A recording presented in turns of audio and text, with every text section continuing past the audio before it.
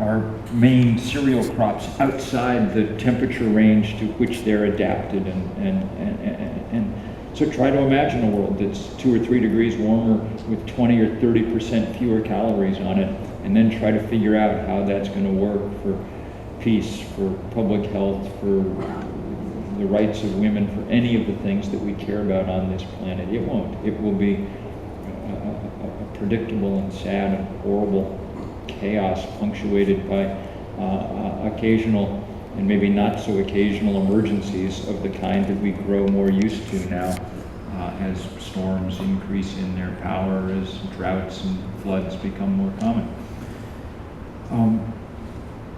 This is the biggest thing humans have ever done. I'm not going to talk anymore about what's going to happen. The only thing I want to talk about is what we might still be able to do about it and how we might do it. And I want to say at the outset that none of it's easy.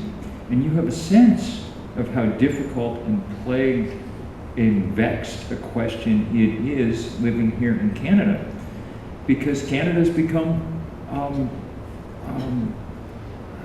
can't think of any polite way to say it, one of the rogue nations on this planet in this regard. Your inability to rein in the appetite for the wealth that lies beneath the tar sands of Alberta is made it impossible for Canada to meet even the very meager and modest targets it set for doing anything about climate change, and will continue to do so. There's simply no way to have both those things. You can't have access to the wealth that lies there and cut emissions in meaningful ways to stave off climate change. They're completely impossible. Those tar sands are one of the 6 or 7 great pools of carbon on the planet that simply has to stay underground were one to do anything about climate change. And yet they are the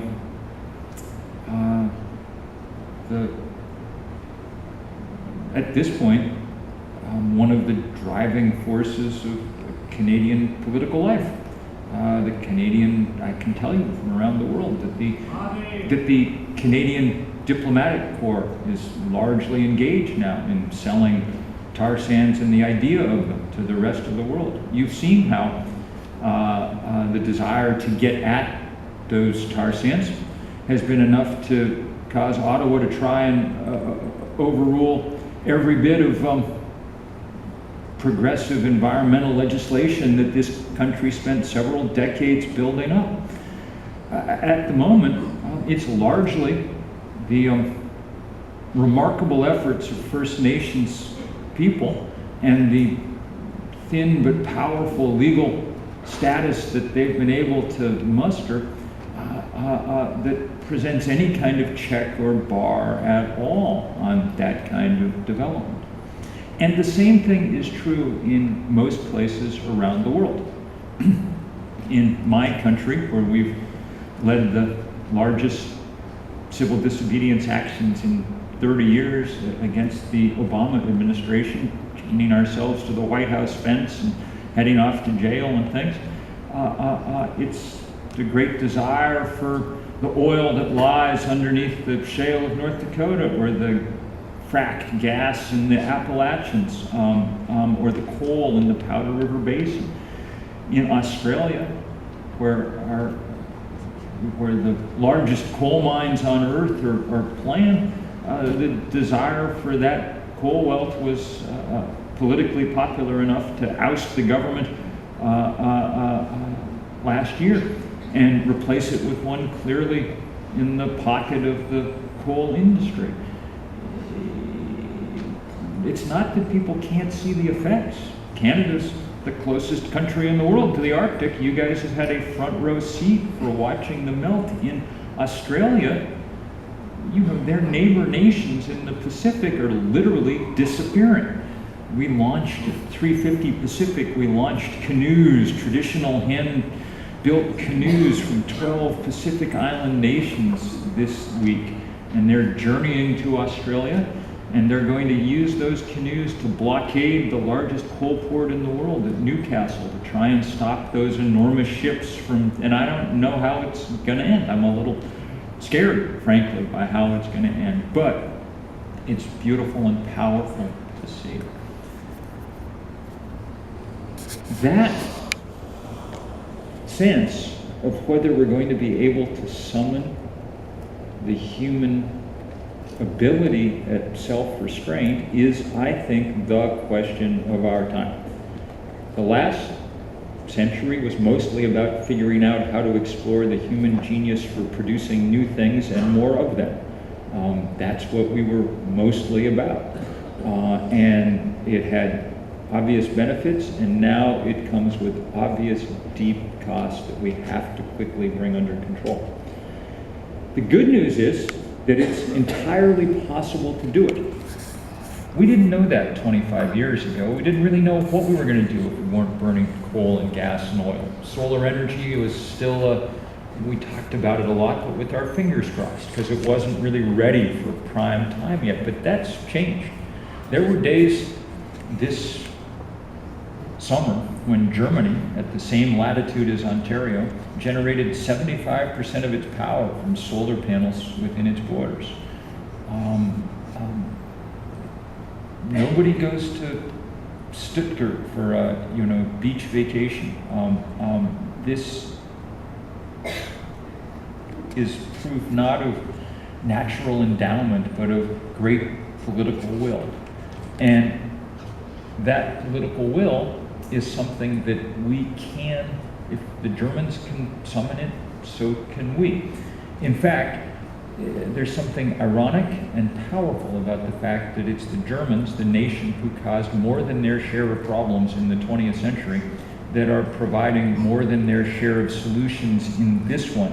I think it's not coincidental. I think the kind of chastened sense that Germany emerged from the war with has played a large role in their eagerness to help chart a new course.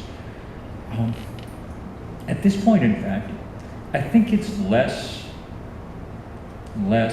our own individual inability to imagine change than it is entrenched political power in this system that's causing us problems.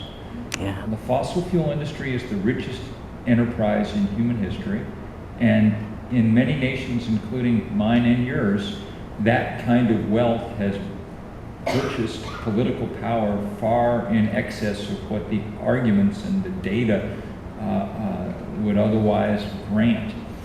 And so it is up against that power that we have to figure out very quickly how to change. And it's the quickly that's the rub. I have little doubt that given enough time, we'd make good change around our use of energy anyway. I don't know how it would come down around things like genetic engineering. Those are more difficult because their benefits are more obvious and it's harder to make. But around this question, I have no doubt that given enough time, we'd do the right thing. The problem is physics is not granting us enough time. It is the first really timed exam that human beings have ever had to take, and so far we're failing it pretty badly. That's what it means. When we went to Copenhagen in 2009 for the Global Summit on Climate that was supposed to produce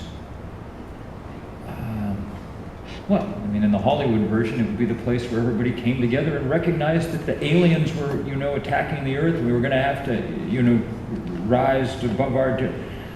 But in the event, none of that happened. It was a complete fiasco, a failure, the biggest foreign policy debacle since Munich, nothing. It was around that time that I decided we needed to do something more than we'd been doing. As you can tell from listening to me, I'm not a gifted public speaker or, I'm a writer. Writers by definition are, if we had some other way to communicate, we probably would, I like being here with you, but I've left to my own devices, rather be in my room typing, you know. But sometime around Copenhagen, or a little before, it became very clear to me that yet another book on all this was not actually going to move the needle.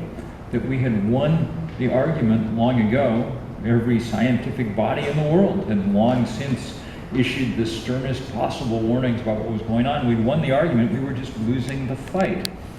And that's because fights on this planet, and it took me a while to realize this, aren't about always reason and data and evidence. They're usually about power.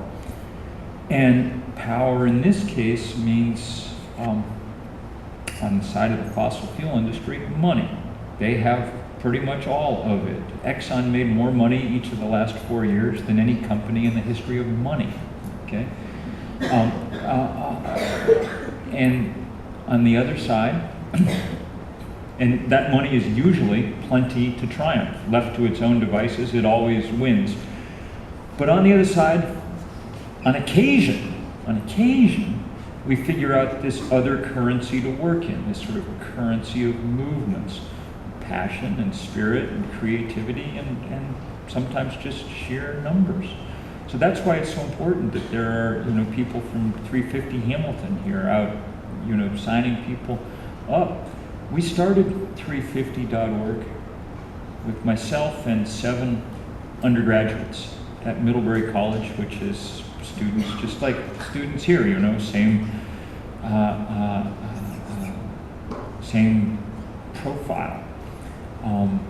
They were ludicrous for us to imagine that we were going to go out and organize the world, but happily we didn't really know any better.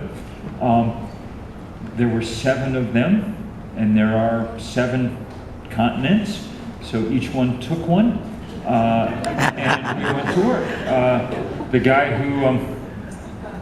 who got the Antarctic also had to do the internet. And our work was to try and bring democracy to bear on these decisions, to not let them be decided by the usual powers, but to try and move them into the realm of democratic decision making. And so we set to work trying to organize, just trying to find other people like ourselves. And that first year that we were doing it, we decided that the first thing we'd need to do was just take this number 350 and inject it into the information bloodstream of the planet. It had come earlier that year from Jim Hampson, the greatest climate scientist in the world. He and his team at NASA did a paper, kind of at my behest, to try and find out what the right number for carbon, and they said any value greater than 350 parts per million is, remember this, not compatible with the planet on which civilization developed and to which life on Earth is adapted. Those of you used to reading scientific papers know that that is strong language for scientists to use. And stronger still, those of you who know that we're already way north of 350. The planet passed 400 parts per million CO2 this year. We're going up almost 3 parts per million per year now. The level is way, way too high. That's why the Arctic melts. That's why California burns, So it was a depressing number, but for us it was useful. One of the things we quickly decided was going to be our big problem in organizing the world was not that we didn't have any money, that should have been the problem, or that we didn't have any organization. We were more worried about the fact that people all over the world insist on speaking their own languages, so how are we going to talk to them all? And Arabic numerals provided the kind of way in, as you shall see. Those numbers skip lightly across linguistic boundaries, 350 means the same thing in Hamilton and in Hanoi. And so we went to work, and we asked everybody that first year, we picked one day and said, everybody just do something that day, and we didn't know how well it would work. We got the first sense it might work